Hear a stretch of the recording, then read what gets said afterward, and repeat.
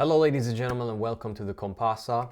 Today we're going to go through the encirclement of Bakhmut. The Russians claim that they have encircled Bakhmut. We're also going to go through a statement that Medvedev said regarding if Kiev attempts to attack Crimea, or if it attacks Crimea basically. And also we're going to head back to events in the Middle East. We've spoken before about the attack on the Iranian weapons facilities, and Netanyahu hints at Israeli. This is some sort of favor or for Ukraine. The attacks, basically, he hints it. He doesn't openly say it. But I thought we were going to go through a short article on Deutsche Welle, DW. Where it says here, Ukraine updates. Russian forces claim to encircle Bakhmut, and this was yesterday, 2 days ago. They put this out. So a Russian installed official claims the eastern town of Bakhmut has been surrounded, according to reports. Meanwhile, the European Union is planning to train 30,000 Ukrainian troops. Okay, so there have been reported claims on Wednesday that the eastern Ukrainian city of Bakhmut has been surrounded by Russian forces, Reuters news agency reported. Bakhmut is now operationally surrounded. Our forces are closing the ring around the city, said Yan Gagin, an aide to Denis Pushilin, the Russia-backed leader of the illegally annexed Donetsk region, during a television address. Gagin claimed that fighting was now taking place for control of the Chasiv Yar-Bakhmut highway. Ukraine's military leadership, meanwhile, said there has been no let-up with Russian offensive operations in the Liman and Bakhmut axis, but spoke of the heavy losses Russian forces were incurring in their battle to take the town. The invaders are suffering heavy losses, the General Staff of the Armed Forces of Ukraine said in its latest situation report, adding that attacks had been repelled in Bakhmut, mentioned among a list of other towns in Donetsk. The city has been the scene of fierce fighting for months. The Russian forces and mercenaries from the Wagner group locked in a grinding battle with Ukrainian forces. So, well, there were some things in this article that's not really true. The Russians are suffering losses. Of course, it's a war, they're suffering losses, but it's not suffering as many losses as the Ukrainians. The Ukrainians are suffering way more losses. In fact, Western media has spoken about this. Even their elite troops, one of their elite units, the Svoboda unit, had to retreat from Bakhmut. And their general, the general of the Svoboda unit, which is a very right-wing ideological unit, he got his legs blown off, okay? And there's amples of videos on Telegram channels that shows Ukrainian soldiers fleeing from the battlefield. They're basically running away. And right now, the Ukrainians are using forceful conscription. There has been reports that the Ukrainian army is snatching men off the streets. The battlefield morale in Ukraine is not really, the battle morale, is not really high at the moment, right? So, and there's really no, and this is also a nonsensical lie that the Ukrainians and the Europeans are claiming that the Russians are using human wave attacks. Okay? They are not using human wave attacks. This is nonsense. The reason why the Russians are not really storming Bakhmut, well, first of all, it's a very heavily fortified city. Okay? The whole fucking Donetsk area had been fortified for the last 8 years. Okay? So it's a very heavily fortified city. But secondly, this is probably the main reason, and the Ukrainians are playing into the Russians here. The Ukrainians are just pouring in troops like crazy in this area. Okay? And what was one of the stated reasons of the Russians? Demilitarization. This is exactly what's going on. This is a war of attrition, not of territory. The Russians don't put so much emphasis on territory. It's about maintaining as much soldiers on your side and killing a hell of a lot more enemy troops, okay? Because territory can be regained. You can always take back territory later, right? But the stated goal of the Russian army and the Russian government is to destroy the Ukrainian army, okay? And there is no more negotiations anymore. At least I don't believe so. Because after the revelations and the comments made by Angela Merkel, Hollande, and then you have Petro Poroshenko, when they all claimed that the Minsk agreements were nothing but a way to buy time to arm the Ukrainian army to agitate against Russia and to kill Russian speakers in the East. Obviously, there is no trust left for you know to negotiate with the Americans and the Europeans. So there you go. But the Russians don't have to invade Bakhmut. They don't have to take the city. They can just surround it and pound the shit out of it, pardon my language, with artillery and kill as many Ukrainian troops as possible. That's why it's called the meat grinder. And this is a very sad thing. Like it's a waste of human life, really. But yeah, let's move on. And let's go to the TASS agency here, okay? That's just the Russian government website. So it says here, Medvedev warns if Kiev attacks Crimea, retaliation is inevitable. International law respects the will of the people, he tweeted in English, adding that Crimea is a Russian region. Moscow, let's say here, Kiev's decision to attack Crimea, if ever taken, might escalate the conflict and trigger Moscow to use any kind of weapons, Deputy Chairman of the Russian Security Council, Dmitry Medvedev, wrote on his Twitter page on Saturday. International law respects the will of the people, he tweeted in English, adding that Crimea is a Russian region. Attacking Crimea means attacking Russia and escalating the conflict.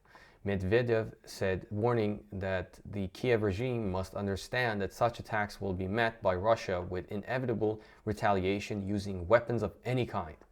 The Republic of Crimea and Sevastopol, a city with a special status on the Crimean Peninsula, where most residents are Russian, refused to recognize the legitimacy of authorities that seized power amid riots during the illegitimate coup in Ukraine in February 2014. Crimea and Sevastopol adopted declarations of independence on March 11, 2014. They had a referendum on March 16, 2014, in which 96.7% of Crimeans and 95.6% of Sevastopol voters choose to secede from Ukraine and join the Russian Federation. Russian President Vladimir Putin signed the reunification treaties on March 18, 2014. The documents were ratified by Russia's Federal Assembly or by bicameral parliament on March 21st. Despite the overwhelming results of the referendum, Kiev still refuses to recognize Crimea as part of Russia. And by the way, there is a good article, I think it was the Forbes,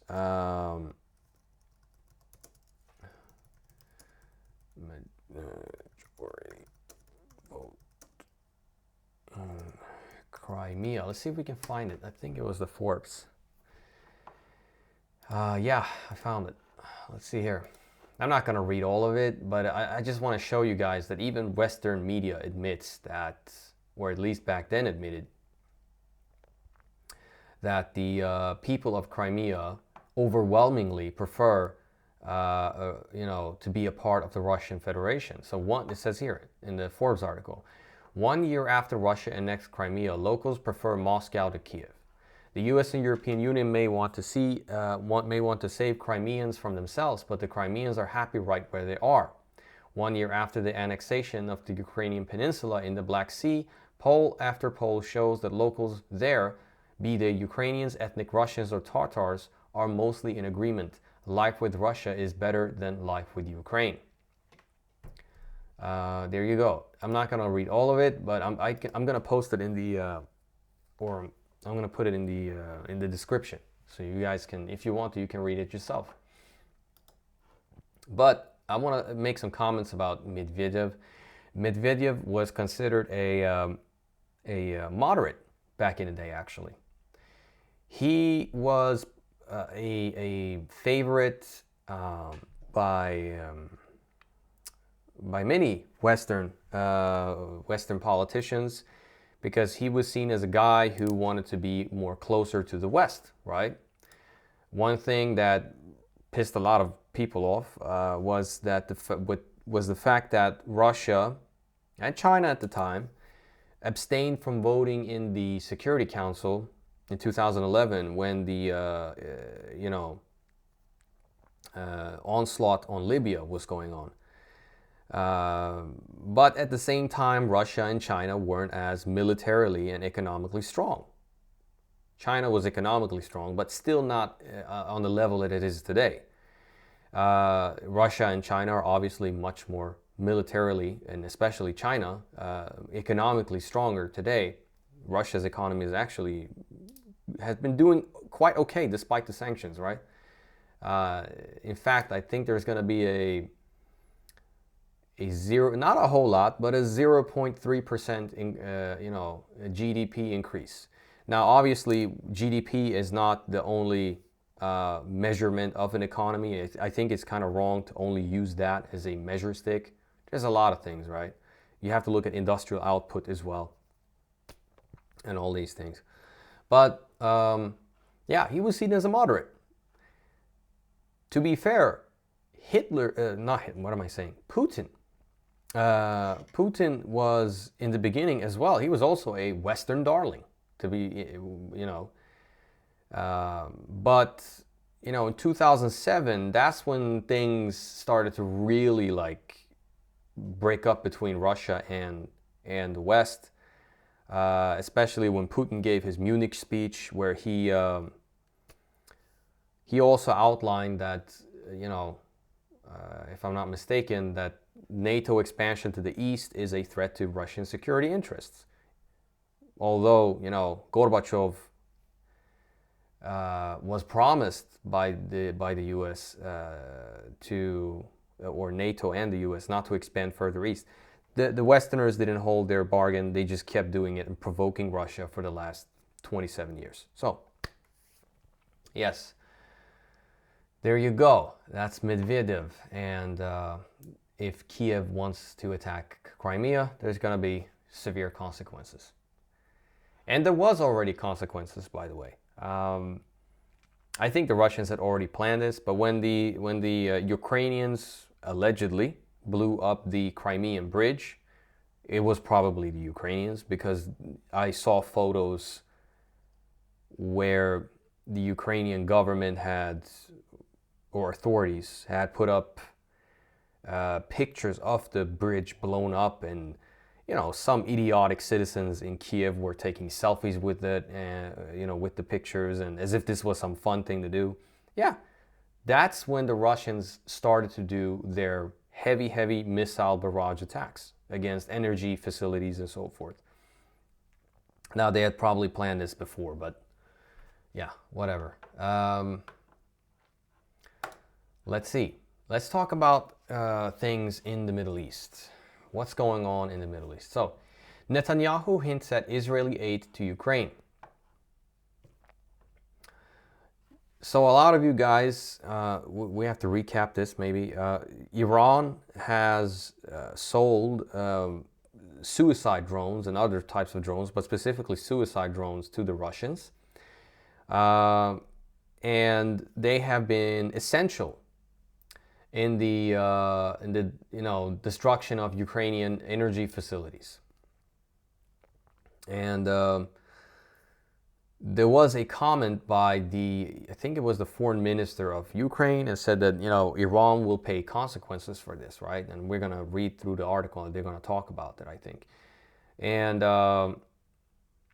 yeah, so a lot of people speculate that Ukraine had some sort of hand in this attack that occurred in Iran. Well, let's go through the article. It's some sort of punishment, that is to say. But nonetheless, Netanyahu hints at Israeli aid to Ukraine. Israel's activity against Iran also helps Kiev, the prime minister suggested. Prime Minister Benjamin Netanyahu would neither confirm nor deny whether Israel was behind the recent attack on a military facility in the Iranian city of Isfahan, but told reporters on Friday that his country is doing everything to harm Iran's capabilities on multiple arenas. Speaking after a meeting with French President Emmanuel Macron in Paris, Netanyahu said, "We concentrated mainly on the Iranian issue. There is a very great reapproachment between Israel and France in the way we see the Iranian threat," according to the Jerusalem Post. This sort of ambiguity that the Israelis do every time there is an attack in Iran made by their proxies, basically the MEK and some Kurdish groups, the Israelis never confirm that they conduct these operations, but it is them.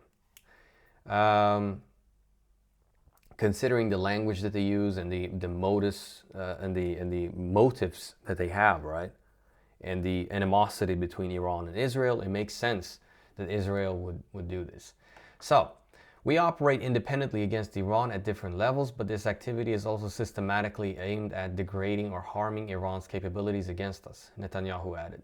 But of course, it also harms Iran's capabilities or reduces them in relation to other arenas.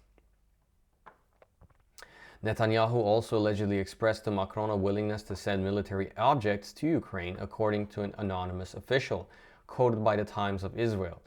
The Prime Minister's office declined to comment on the contents of the conversation. Tehran accused East Jerusalem of being behind the recent attack on a military facility in Isfahan, believed to be a production hub for drones and missiles.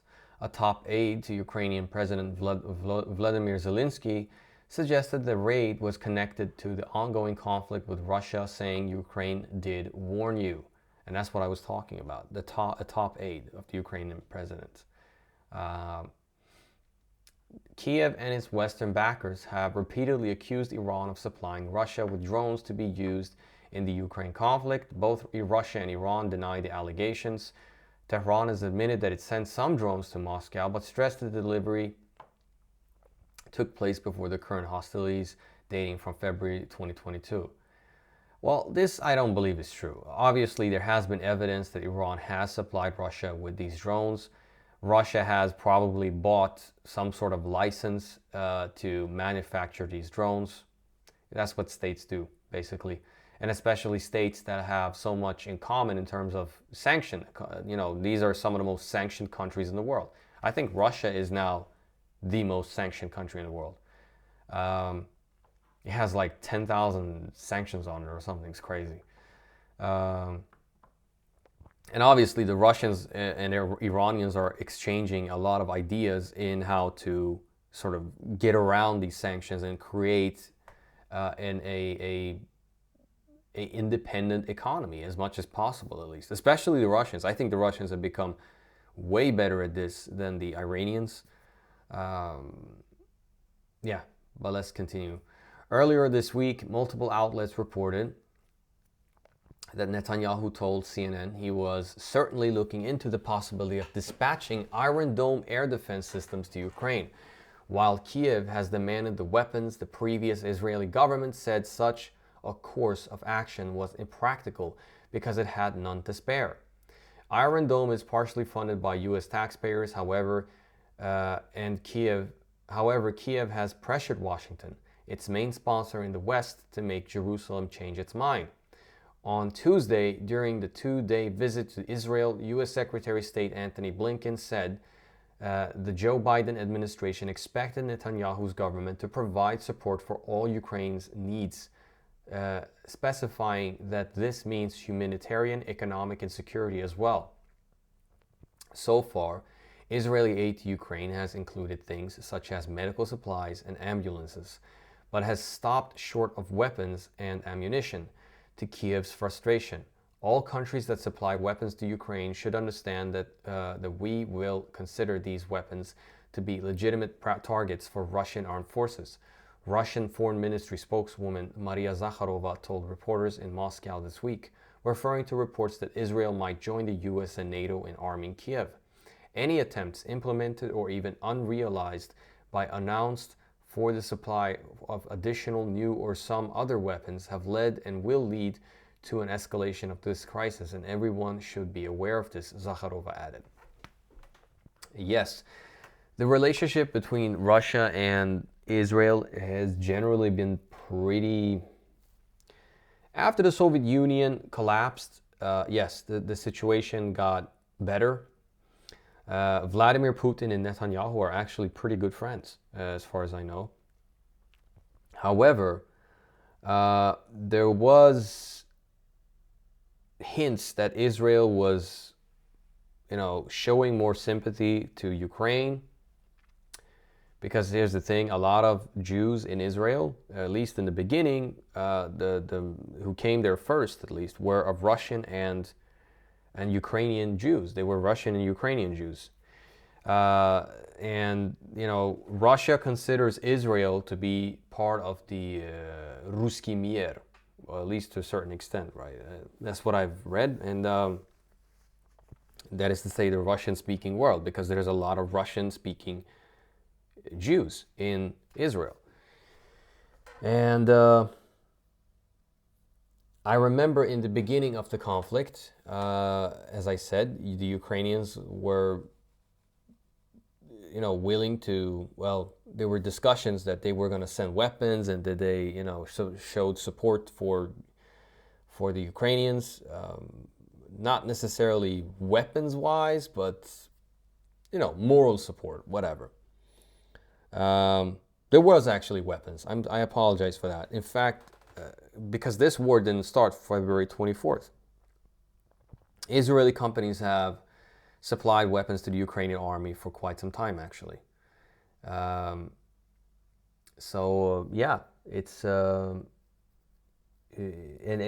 was a big scandal, not a big one, but it was exposed in alternative media, at least, that a lot of these weapons, Israeli weapons, ended up in the Azov battalion, the very notorious right-wing, let's just use it like that, the right-wing battalion, right? And so one thing I gotta say is this: I think that, and because of this sort of political support, at least, or hinting of political support for Ukraine by the Israelis, the Russians invited a delegation from the Hamas government to Moscow. I guess it was a way to piss off the Israelis, but there was a back and forth spat between the Lavrov and the Israeli government. I remember that. But one thing we have to make clear here: Russia, at the end of the day, they have to make a decision whether they want to, be allies with Syria and Iran, or if they're going to keep their friendship with Israel. Because I personally don't believe this is going to last forever. I think that sooner or later Russia has to pick between these two camps, right? And when you're supplying Sukhoi, fighter jets to the Iranians, obviously the Israelis are going to be worried from a military strategic standpoint. It's nothing strange here. And this whole thing about let's create some sort of terror balance in the Middle East, I don't think it's going to be sustainable in the long run, because these countries have ideological and political and military interests in the region. Iran considers Israel a colonial settler state. You know, so you know that's how it is. You know what I mean?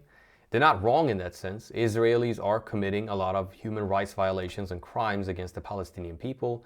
And yes, there is a hostility towards Iran and Iranians by the Israelis.